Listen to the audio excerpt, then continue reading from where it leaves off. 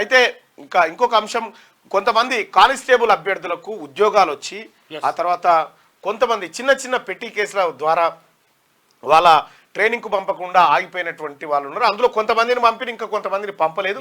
ఆ కొంతమంది అభ్యర్థులు ఇక్కడికి వచ్చారు.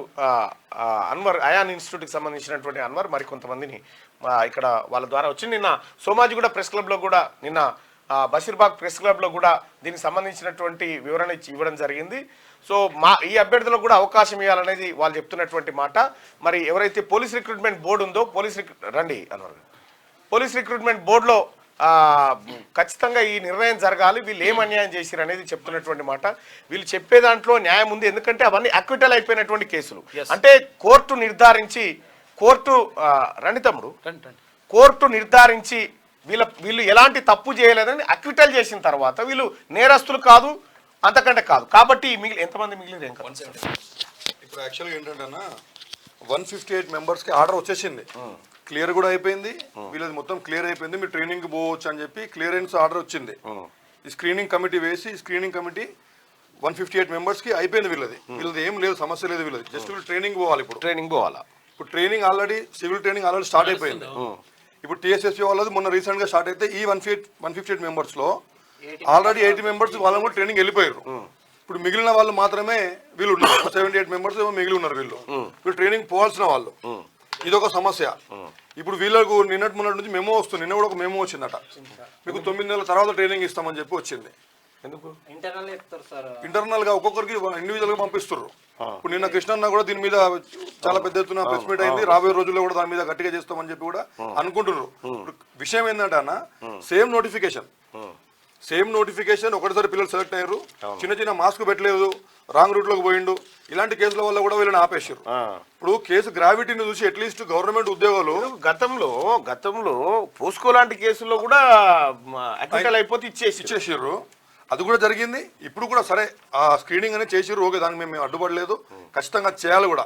ఎందుకంటే డిపార్ట్మెంట్ లోకి వచ్చేటప్పుడు ఆ వ్యక్తి యొక్క బ్యాక్గ్రౌండ్ ఏంది, మైండ్ సెట్ ఏంది అనేది కంపల్సరీ అవసరం. దానికి మేము కాదనలే. ఇప్పుడు 158 మెంబర్స్ కి స్క్రీనింగ్ కమిటీ మెమోరాండం ఇచ్చింది, మీరు అందరు క్లియర్ ఉంది, you can go to training అని చెప్పి డైరెక్ట్ గా ఆర్డర్స్ వచ్చేసినాయి. అదే టీఎస్ బోర్డే ఇచ్చింది ఇది. కానీ ఇప్పుడు వీళ్ళకి ట్రైనింగ్ పంపడానికి ఒక్కొక్క ట్రైనింగ్ సెంటర్ లో 2-3 పడతారన్న. దీనికి సపరేట్ గా ఒక ట్రైనింగ్ సెంటర్ పెట్టి పోవాల్సిన అవసరం లేదు. ఎంతమంది 158 లో 80 ఆల్రెడీ వెళ్ళిపోయారు. ఇక 78 మంది మొత్తం రాష్ట్ర వ్యాప్తంగా ఇది వేరే వేరే జిల్లాలు వేరే వేరే కమిషనరేట్లకు పోతారు. వీళ్ళు ఒక్కొక్క 2 బెడ్లు పడతాయి కావచ్చు ఎక్స్ట్రాగా. ఒక్కొక్క ట్రైనింగ్ సెంటర్ లో 2-3 పోతారు. అడ్జస్ట్ చేయాలనుకుంటే వెంటనే అడ్జస్ట్ చేయాలి. ట్రైనింగ్ స్టార్ట్ అయింది ఆల్రెడీ. ట్రైనింగ్ ట్రైనింగ్ స్టార్ట్ అయ్యి ఒక 43 రోజులు అయింది సార్. ఆల్రెడీ లిస్ట్ వచ్చే నాటికి పంపించాలంటే అడ్జస్ట్మెంట్ చేసి పంపించాలంటే పంపించచ్చు సార్. కాకపోతే వీళ్ళు ఏమనుకున్నారు సార్, ఇప్పుడు ఒక 9 నెలలు మళ్ళీ ఒక 9 నెలలు సమస్య ఏంటంటే మళ్ళా ఈ లోపు ఏదైనా మళ్ళీ అవుతుంది. సమస్య ఏంటంటే మళ్ళా లైవ్ లో ఒక అబ్బాయి ఉన్నాడు సార్, యాక్సిడెంట్ అయిన అబ్బాయి. ఇప్పుడు సమస్య ఏంటంటే మళ్ళా ఇప్పుడు ట్రైనింగ్ పోయేది పోలీస్ డిపార్ట్మెంట్. ఇది ట్రైనింగ్ పోయేటప్పుడు పిల్లల యొక్క మెడికల్ కూడా చాలా అవసరం పడుతుంది. రేపు ట్రైనింగ్ చేయకపోతే మళ్ళీ అక్కడ నుంచి తీసేస్తారు వీళ్ళను. ఇప్పుడు ఆల్రెడీ 2-3 సంవత్సరాలు వీళ్ళు ప్రిపరేషన్ కి దీనికి ఎంత ఇబ్బంది పడతారో మీరు చూసారు. పోయినసారి గవర్నమెంట్ ఉన్నప్పుడు నిరుద్యోగులను ఎంత చెండాడారో అది కూడా మనం చూసినాం. మరి గవర్నమెంట్ వచ్చినప్పుడు మాకు ఏదో ఒక రకం ఖచ్చితంగా సపోర్ట్ చేస్తాను వీళ్ళకి నమ్మకం ఇప్పటికి కూడా ఉంది. నేను కూడా వాళ్ళకి అదే చెప్తున్నా. ఒక నిరుద్యోగ జేఏసీ నిన్న కూడా మొత్తం జేఏసీ కూర్చుంది.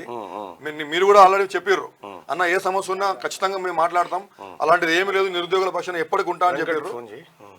కాబట్టి నేను కూడా ఒక నిమిషం ఇది అయిపోయినాక మనం మాట్లాడిద్దాం. ఇప్పుడు సమస్య ఏం లేదన్నది, వీళ్ళని ట్రైనింగ్ పంపించేస్తే ఇంకొక సమస్య తలెత్తదు. కొంతమంది వాళ్ళకి ఇంకా ఆర్డర్ రాలే, స్క్రీనింగ్ ఆర్డర్స్ రాలే, వాళ్ళు నాన్ సెలెక్టెడ్. వాళ్ళు నాన్ సెలెక్టెడ్ అంటే సెలెక్టెడే జాబ్లు వచ్చిన వాళ్ళే. 158 మెంబర్స్ కి 158 మెంబర్స్ కి స్క్రీనింగ్ ఆర్డర్ వచ్చేసింది. అంటే వీళ్ళకి క్లియర్ అయిపోయింది, వాళ్ళకి ఇంకా క్లియర్ కాలే. వాళ్ళని కూడా సేమ్ ప్రాబ్లమ్స్ ఉన్న వాళ్ళే, చిన్న కేసులు, చిన్న ఇబ్బందులు ఉన్న వాళ్ళు.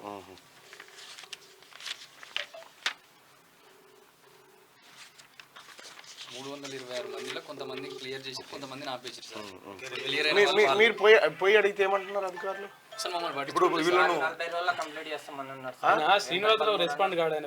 ఇప్పుడు వేమ్ నరేందర్ అన్న ఇంతకుముందు మన పిల్లలు కలిసినప్పుడు ఒక 40 days పంపిస్తామని చెప్పి ఒక ఆఫీసర్ ఫోన్ చేసి చెప్పిండంట.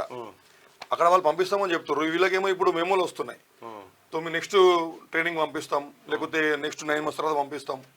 ఆల్రెడీ వీళ్ళు ఉద్యోగాలు వచ్చినాయని చెప్పి ప్రైవేట్ జాబులు ఎక్కడ చేసుకోలేరు పిల్లలు. అవునవును. ఆల్రెడీ ఈ సమస్యల మొత్తం అందరికి తెలిసిందే. ఇప్పుడు అటు పోకుండా ఇటు పోకుండా మధ్యలో ఇరుక్కుని ఉన్నారు వీళ్ళు. ఈ మధ్యలో ఏమైనా ప్రాబ్లం అయితే ఆ ఉన్నది కూడా ఊసిపోతుంది ఉద్యోగం అనేది వీళ్ళ భయం. Okay okay okay right. ఇప్పుడు దీనికి పరిష్కారం ఏమంటారు? పరిష్కారం ఏం లేదన్న. ఇప్పుడు ఆల్రెడీ 8 మెంబర్స్ ట్రైనింగ్ వెళ్ళిపోయారు. సేమ్ బ్యాచ్ సేమ్ నోటిఫికేషన్ కాబట్టి వీళ్ళని వాళ్ళు కూడా ఆలస్యంగానే పోయిరా. మొన్న అదే వాళ్ళది ఆలస్యంగా స్టార్ట్ అయింది ట్రైనింగ్. వాళ్ళది టీఎస్ఎస్పీ కాబట్టి అది కొంచెం 2-3 నెలలు లేట్గా స్టార్ట్ అవుతుంది. ఎప్పటికది అది లేట్గా స్టార్ట్ అయింది. వాళ్ళు కలిసిపోయారు దాంట్లో. వీళ్ళు సివిల్ ముందే స్టార్ట్ అయినాయి. సివిల్ ఏరియాలో కొంచెం ముందు స్టార్ట్ అయినాయి. ఒక 1.5 మంత్ 2 మంత్స్ గ్యాప్ ఉండొచ్చు వీళ్ళకు. సో దాన్ని వీళ్ళు అడ్జస్ట్ చేయొచ్చు. ఇప్పుడు యూనిట్ టెస్ట్ స్కూల్ ఎట్లా అన్నా అట్లనే అన్న ట్రైనింగ్ కూడా. స్కూల్ ఎట్లుంటుంది, స్టార్టింగ్ లో యూనిట్ టెస్ట్ లెక్క జరుగుతాయి, చిన్న ఏమైనా ఉంటాయి. ఫర్దర్ గా లాస్ట్ గానే ఆఫ్ ట్రైనింగ్ తర్వాతనే మెయిన్ గా జరిగేది మొత్తం కూడా. సేమ్ బ్యాచ్ కాబట్టి వీళ్ళని పంపించేస్తే సీనియారిటీ పోదు. ఈ సంవత్సరం మొత్తం వాళ్ళకి కలిసి వస్తుంది. మధ్యలో ఏమైనా ఇబ్బందులు అయితే పిల్లల జీవితాలు ఆగమైపోతాయి. ఒక్కరి జీవితం ఆగమైనా కూడా మనం మళ్ళీ 10 లక్షల మందిలో స్క్రూటనైజ్ అయ్యి 1.5% వీళ్ళందరూ. వీళ్ళు కూడా వీళ్ళకి స్క్రీనింగ్ కార్డు రాలే అయినా కూడా 15,000 మంది 10 లక్షల మందిలో వచ్చినటువంటి యువత వీళ్ళు. అంటే మనకు అవసరమైనటువంటి స్టఫ్ ఇది. దీన్ని మనం ఇట్లా మిస్లీడ్ అయ్యేటట్టుగా చేస్తే రేపు మళ్ళీ వాళ్ళు ఇబ్బందులు పడితే చట్టాల మీద ప్రభుత్వాల మీద నమ్మకం పోతుంది. అరే ఇంత కష్టపడి కూడా ఈ అబ్బాయికి 2 సార్లు వచ్చింది నా జాబు. పోయినసారి కొట్టిండు, మళ్ళీ ఈసారి కూడా కొట్టిండు. కేసు కూడా క్లోజ్ అయిపోయింది అబ్బాయిది. మళ్ళీ ఆయన కూడా ఇప్పుడు ఈ స్క్రీనింగ్ ఆర్డర్లో ఆయన పేరు రాలేదు. ఇంకా కొంతమంది ఉన్నారు అట్లా స్క్రీనింగ్ ఆర్డర్లో పేరు రాని వాళ్ళు. ఓకే. ఇప్పుడు నేను అనేది ఏంటంటే అన్న, మీ ద్వారా నేను గవర్నమెంట్ ఒకటే విన్నవించుకుంటున్నాం. ఈ ప్రజలు కావచ్చు, యువత కావచ్చు, స్టూడెంట్స్ కావచ్చు, నిరుద్యోగ చేసి ఎవరు చెప్పినా కూడా మన దగ్గర ఉన్నటువంటి వనరు యువత, చదువుకున్న వాళ్ళు. వీళ్ళు 10 లక్షల మందిలో స్క్రూటనైజ్ అయ్యి 1.5% మాత్రమే సెలెక్ట్ అయ్యారు. ఈ సెలెక్ట్ అయిన వాళ్ళలో నిజంగానే గ్రావిటీ ఎక్కువగా గ్రీవియస్ కేసెస్ ఉంటే మీరు ఆపండి, మేము కాదంటలేము. చిన్న మైనర్ పిటి కేసులు, చిన్న కేసులు ఉన్నాయి, వాటిని కన్సిడర్ చేసి దానివల్ల దేశానికో రాష్ట్రానికో ప్రజలకో ఎలాంటి ఇబ్బందులు లేనప్పుడు మీరు కన్సిడర్ చేసి వాళ్ళని మీరు తీసుకుంటే సుప్రీంకోర్టు 7 సంవత్సరాల లోపు ఉండేటువంటి శిక్షా కాలానికి స్టేషన్ బెయిల్ ఇవ్వమని చెప్తా.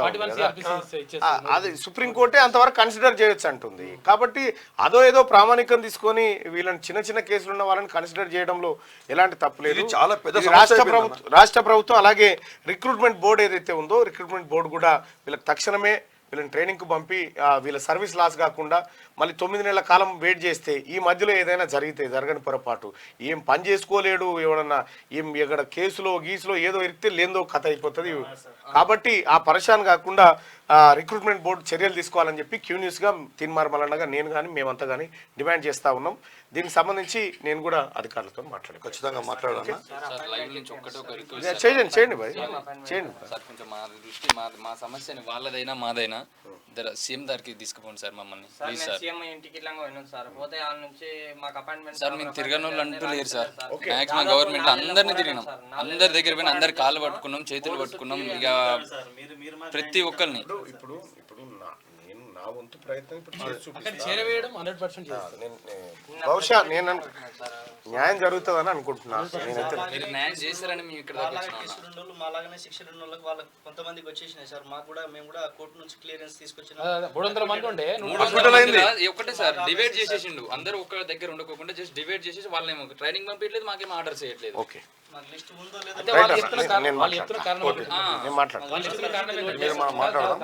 కాంప్రమైజ్ 120 మంది, ఇంకొక 50 మెంబర్స్ రాలేదు. అందరూ కూడా చిన్న సెక్షన్. ఒకసారి సెక్షన్ చూస్తే మీకే అర్థమవుతుంది ఎంత చిన్న సెక్షన్ అనేది. చాలా చిన్న సెక్షన్ కావాలని రాబోయే నోటిఫికేషన్ లో కూడా మళ్ళా 307 లోనే ఒక్కరిద్దరు 307 రెడ్ విత్